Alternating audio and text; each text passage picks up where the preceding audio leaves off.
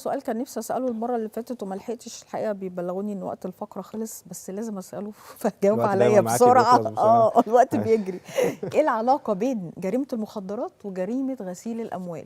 جرائم غسل الأموال دائما وزي ما تحدثنا في الحلقات السابقة أنها لابد وأن يكون لها جريمة مصدر. فجريمة المصدر في شأن غسل الأموال هي جريمة المخدرات.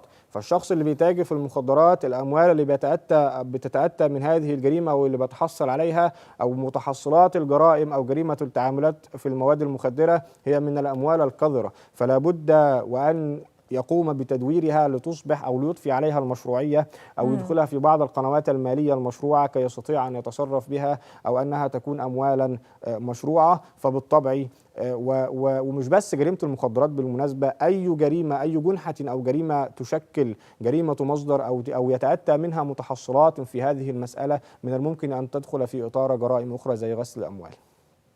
شكرا، بشكرك يا سياده المستشار. شكرا ليكي، أنا بنشكر سعيد إن سياده أنا موجود المستشار، معاكي النهارده. انا اسعد والله. احنا شكرا. بنشكر سياده المستشار محمد فوده دايما على معلوماته القيمه، وان شاء الله بنوعدكم ان كل حلقه هنفتح ملف مهم جدا يهم كل الناس. فاصل ونرجع لكم.